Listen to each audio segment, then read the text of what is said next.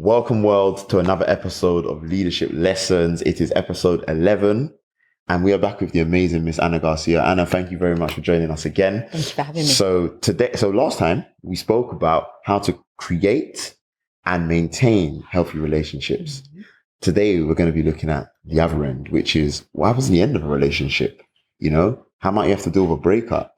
And how do you go about troubleshooting certain issues that come up at the end of those relationships, which you may or may not know is very, very relevant for our audience, because one of our most viewed videos is about the relationship breakup situation that Keshav went through. And, you know, thank you very much to Keshav, who isn't on today's show, as you can see. So our sofa is looking a little bit more empty, but thank you so much to Keshav for that video. And obviously it was a couple of years ago, but he was very, very honest and very open and transparent with what he was dealing with and going through at the time. And I think there are so many people who have had questions to ask since then that there's no better placed person to be able to answer and give their views and advice on than yourself. So thank you very much for joining us again. It's a pleasure.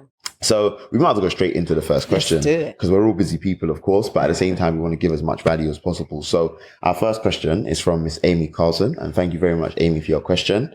And that is, how has the popular use of social media changed the way that couples interact and communicate, along with the impact, good and bad, of communication and the impact on families? Is there less communication amongst couples? Is there less communication amongst families? And more electronic communication taking the place of good family and relationship communication.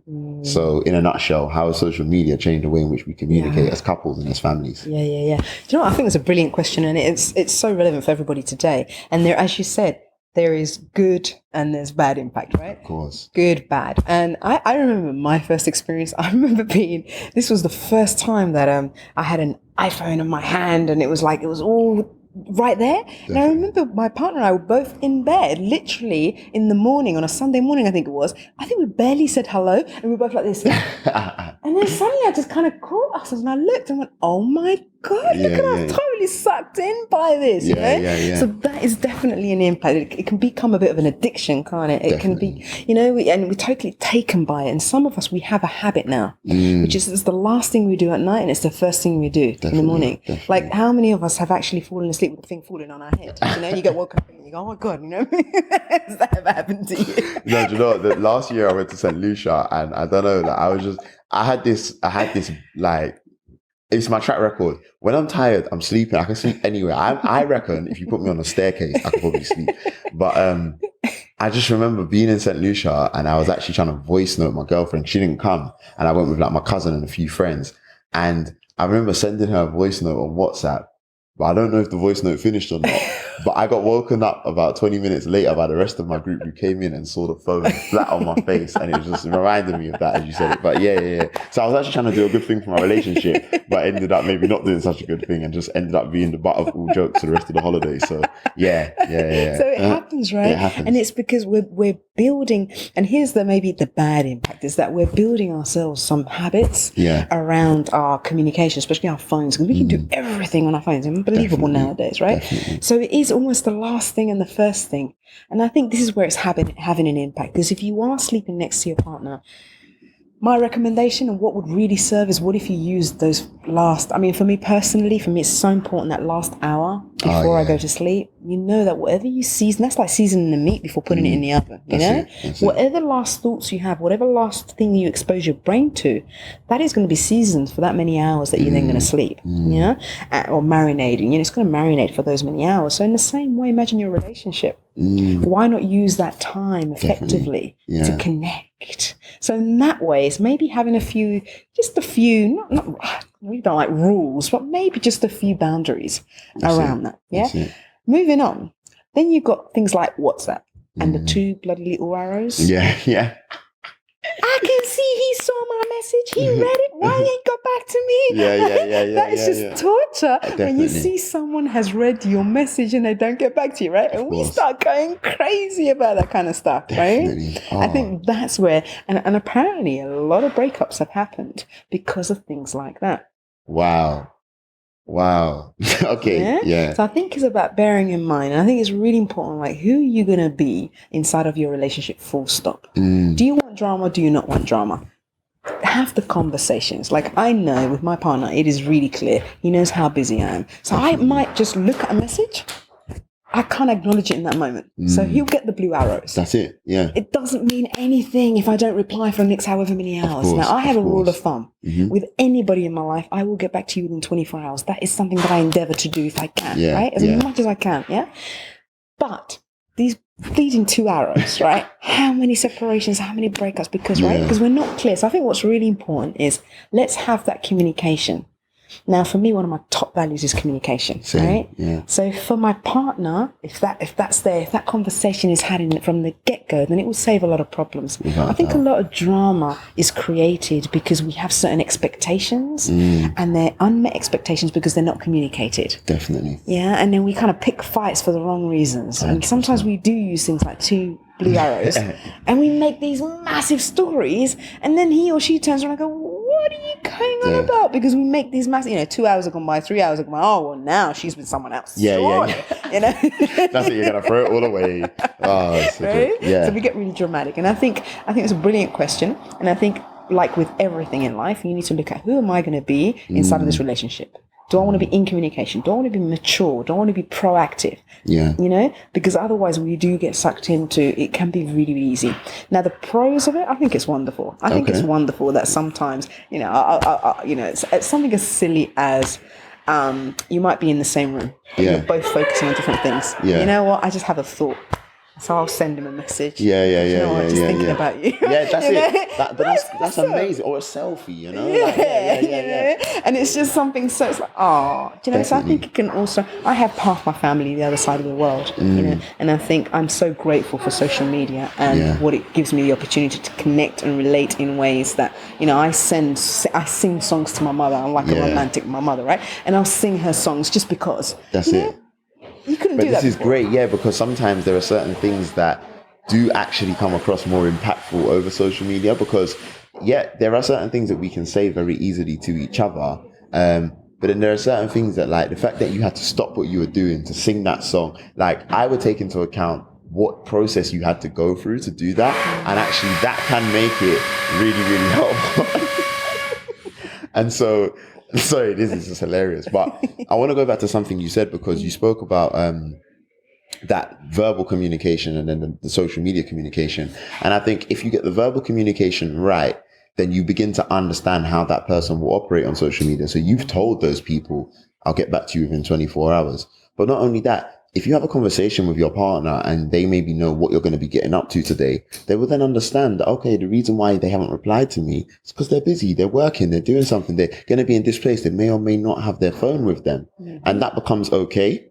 But then, at the same time, it becomes then how you respond. So if, for example, someone sends me a message and I'm sitting there going, no, actually, that needs not only a heartfelt response, but that needs a response that's quite detailed. I'm not going to get back to you straight away because it won't have the level of detail, effort, etc. put in.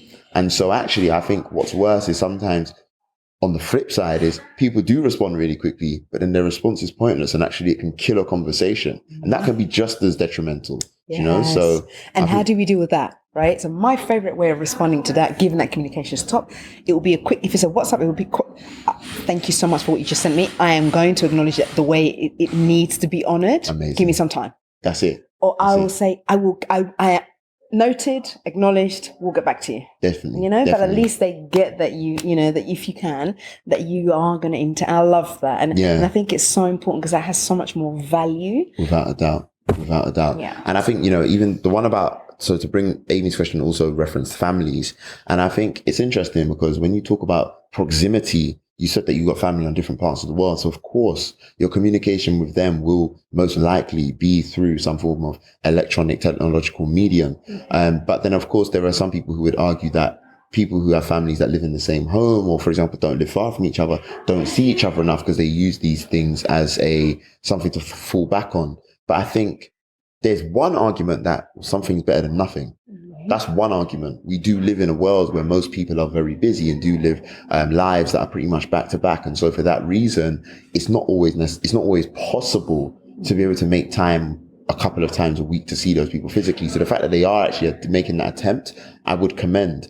But then at the same time, I think what the communication online will allow us to do as well using social media is then have more of a stimulus or maybe conversation when you do get to see them. Oh, so I noticed that you went on holiday recently, or oh, so I noticed that you had this type of day recently. So then now the conversations are not just a case of, oh, let's catch up. It's actually, no, let's be productive now when we're together. So now I know how to pour into you, as opposed to having to establish and identify where the ground is.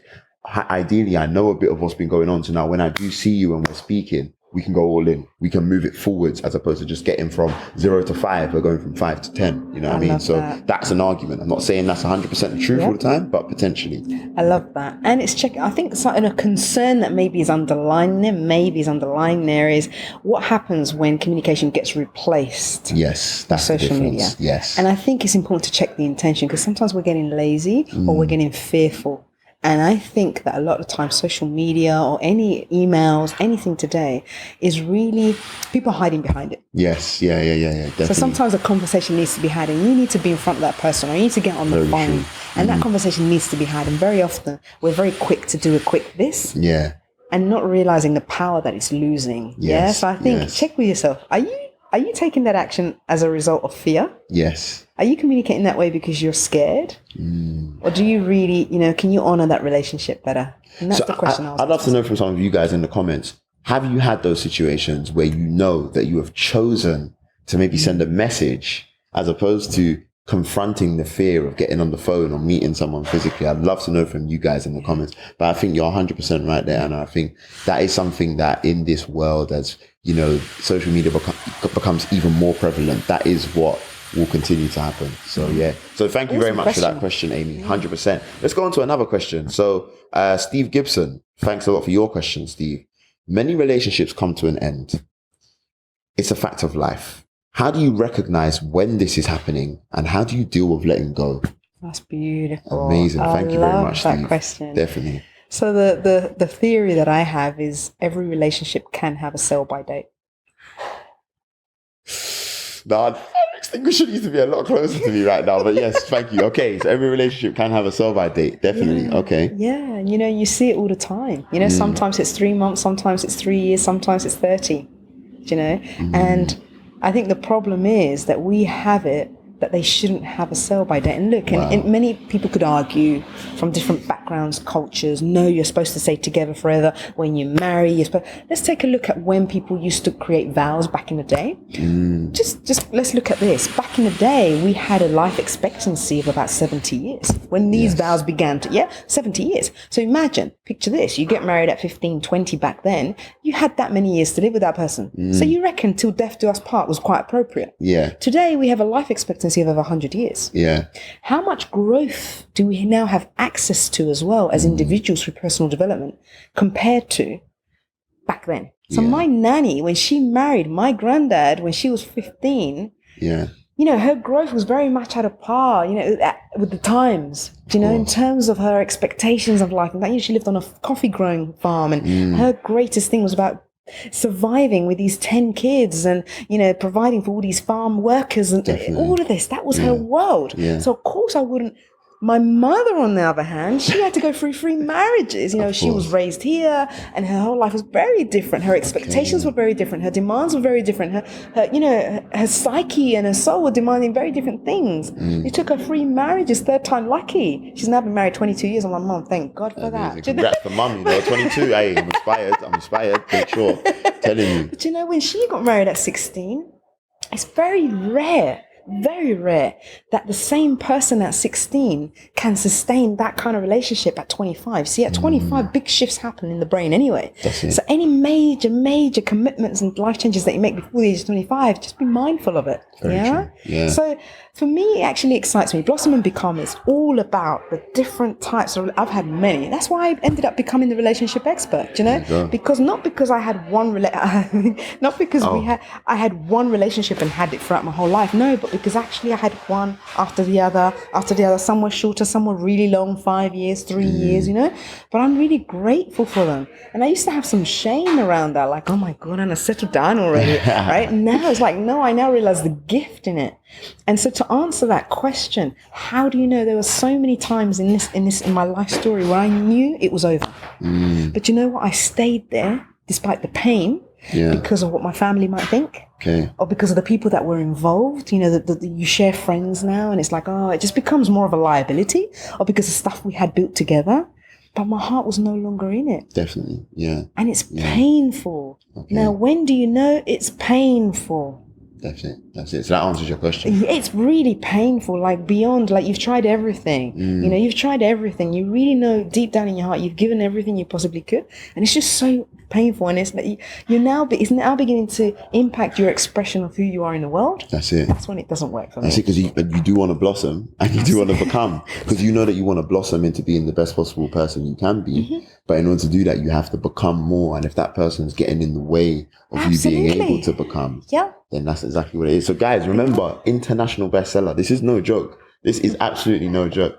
I don't know why I'm being given this. I don't really know. It's a great prop though. You know what I mean? I thought, you know, at first I thought this was, and then you know what I mean? But I don't want to just ruin our setting and then we're just never allowed to film here again. It's to do with the fact that when we blossom, the bee comes, right? Blossom, right? And the bee so comes. The more we blossom, what happens is, and as human beings, what we often do is we forget that our only role is to blossom, and then the world will begin to see us.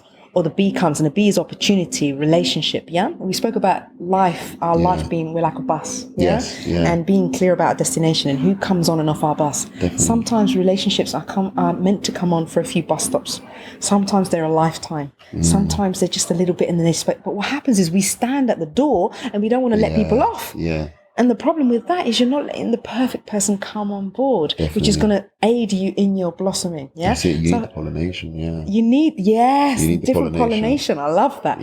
Here's another thing that we do. When we stay in relationships that are no longer serving us because of pride or because we said we would, we uproot ourselves. We're no longer grounded. And so what happens to a flower when you pluck it after a few days? It withers, right? What bee's coming then? That's it. Right? That's it. So this happens also when we hand ourselves completely to somebody. You know, when you hear people say, "But I gave everything to you. How come you're leaving me?" Well, that's exactly when you began to lose me. When you began to lose yourself in this relationship. There you go. There was no longer you for me to come and pollinate. That's it. You know, so true. You know, and we have really misconstrued ideas about relationships. And other people, it's the opposite way.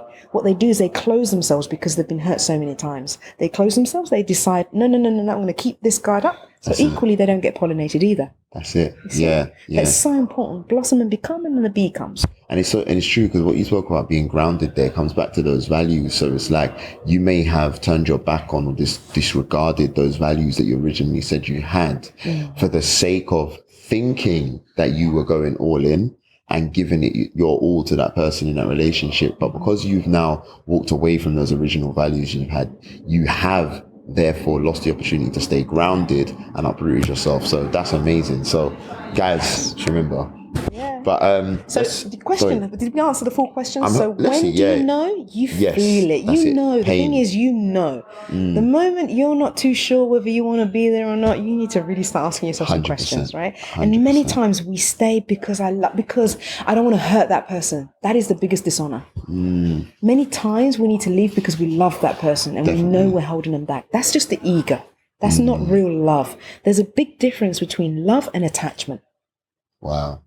Attachment holds people together for years and years and years unnecessarily. Very different. Love, I have loved people dearly and let them go because we have got to the end of our co-creation. We've got to the end of our bus stop. You know, this is your bus stop now. Time for you to. Amazing. And then we can become friends. And then I see them blossom and I see them create those incredible. And I'm like, wow, thank you, because I pollinated when I did. That's it. And I was allowed to be pollinated. You know. Amazing. Love is very different from attachment. Hey, listen, we're gonna have some quotes at the end. We're gonna have some quotes. I'm telling you. Oh, amazing. Thank you very much for your answer, and thank you very much for the questions. Right, Savan or Savan and Suzanne, who said, "What is more valuable in a relationship? Trust, honesty, give or take, or understanding how they all work together?" I love that. Yeah. Here's what I would trust, say. honesty, give or take. Yeah, I would say, what's the most important thing for you? And are you living in alignment with that? Okay. And are you choosing someone who is also in alignment with that? Right. Okay. Right? Okay. Because if for you, the most important thing, let's say if my top value is freedom, but for my partner, his or her greatest value is security, that's going to be tricky. Yes, that's true. That's true. Because within my freedom, it's about risk taking. It's about going out there, not knowing. I may not see the 1,000 steps that are coming.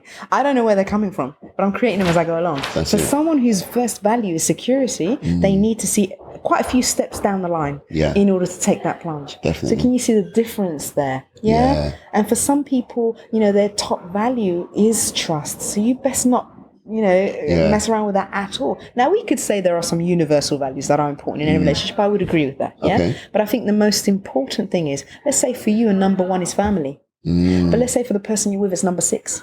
Wow. Yeah. There's going to be a difference in the way you live your life. Definitely. And so I think the question, let's just rephrase that a little bit. Whatever is the most important thing to you, you need to know what that is. Definitely. And have those conversations with your partner from the beginning. Very, very important. And I'm not saying that they have to be all exactly the same, but you want to check if your number 1 is freedom and their freedom is number 7 or 8, then we're going to have a bit of an issue here. Yeah. What is the most important things to you? The non-negotiables. There are the negotiables and then there are non-negotiables. What are your non-negotiables? And I can see from that person that those are her non-negotiables. So I would come up with that list, right? And make sure that for that person, they're also aligned with that. I think that would be the most... I want to move away. You see, Rumi has a beautiful saying. He says, beyond the fields of right and wrong, I will meet you there. Wow. I love that. Because there is no wrongs or rights. Then that's it. That's about being emotionally neutral. That's what that's about. If you're saying that you're willing to discard the idea that, this must be right, therefore this must be wrong, and just say this happened, or it's about, I had a coach that used to say, what I'm saying to you is not a criticism, merely an observation. And I think that's what it's about, because I was going to use that in the same vein as when you said having those conversations with your partner. Now, everybody's going to have different experiences, but some partners may at the beginning say to you, no, I value family just as much as you do. But then through their actions, they may display something slightly different to what you believe, is someone that values their family really, really highly. And so now it's about you observing that. And it doesn't mean you then have to confront them, but you have to be conscious of that and say, well, actually, if I enforce that we are going to see my family every Sunday, that may not necessarily sit well with them. So you have to think to yourself, well, how can I ensure that we find a happy medium here? Because as much as they may feel that they value family a lot, the intensity that I want to go with may not necessarily be the intensity that suits them. But what you said, what that person brought up, trust, and a second part of their question is, how do you repair it? Well, I'll let you answer the bit around how you repair trust, but I want to just start off by saying that I think trust is one of those things that I think we have been missold an idea of what trust is, because I hear so many people say, people need to earn my trust. I don't think trust is something that can be earned. I think it's something that has to be given, and someone has to then disearn it. Someone has to then treat you wrong for you to then say, I need to give them less trust. And if they continuously do that, then you take away more and more. But trust is not something someone can earn. You just have to give it, and you have to give it willingly and give it selflessly. And then see if that person is worthy of continuing to have the same level of trust. So, I love that. I want to make a note on that. And before I do, I just want to conclude something you said about observing your partner's behavior or the person that you're starting off with. I stopped listening to what people say to me a long time ago, and I started watching your actions. I watch what you do. I see the way you behave with your family. To me, how you are as a brother, how you are as a son, how you are as a colleague tells me a lot. That's the breakfast before the lunch. That tells me how you are going to be very likely as a partner. Very likely. If not at the beginning, much later on. Because that's just how it is. It's just natural, Now, going back to the trust, I love what you said. And I believe that the trust begins with you. I believe that there's remember I mentioned in an earlier episode, there are 12 universal limiting beliefs. And one of the ones that we run a lot is, I don't trust others or the world. And it comes through in all sorts of things. I.e., I don't allow you to help me feel safe. I'll try and go it alone. A lot of us do that. Or I'll make sure that you fail me, that you betray me, and then I can be right about it. And we do that unconsciously, right? That's the I don't trust others or the world. But here's who we really don't trust. we're not trusting ourselves. Yeah. Okay. So the day that you begin to trust yourself, the trusting doesn't even come up. For me, it's not even, I come across a lot of people who say, oh no, that person, I don't trust them. I don't trust them. I'm like, wow, this person really doesn't trust themselves. Yeah. Trust doesn't even come into my conversations. That's it. Like, sometimes people say to me, Annie, surely you should read up a little bit more on that. I find myself to be really, really trusting. Yeah. I prefer to live in a world and wake up in a world where I believe I can trust it until it proves me wrong. And what is his name? Oh my gosh, sorry. What's his name? There's someone who gave a great TEDx talk, and I've read some of their book. I need to finish it. But it's about, he was talking about in a working environment, but he's talking about people being givers and takers. And he said there's this, sorry? Adam Grant. Perfect. And you're going to know as well, what's the concept that he spoke about where you just truly believe that everybody in the world is conspiring to make your life better and to give you something. And when you can reach that point where you believe that everybody's going about trying to make your life better, you go about doing the same thing. So yeah, sorry, but go ahead. Yeah, and you have a choice. Einstein said it. You have a choice. Either the world can be a hostile world that you wake up in every day, or it can be a world that really is facilitating you. Definitely. And I chose that. And so that could only shift the day that I learned to trust myself. Definitely. I just have to. I don't know. I think it's too painful to live any other way. So that doesn't even come into the equation. But I think it all boils down to those limiting beliefs again. And we have this constant thing about, I can't trust this, can't trust them. You know, I'll tell you a very brief story. I was once in Zanzibar. Beautiful, beautiful by the side of Tanzania. And I was with my partner in the sea. We were having a great time. It was a private beach. There was no one around that area. And these little two kids, now we had, because it was private, we were pretty much skinny dipping, right? Yeah. We had left our sunglasses, our books and everything, our iPhones, everything on our side. And these little kids came out of nowhere. Now he was very distrusting, very different to me.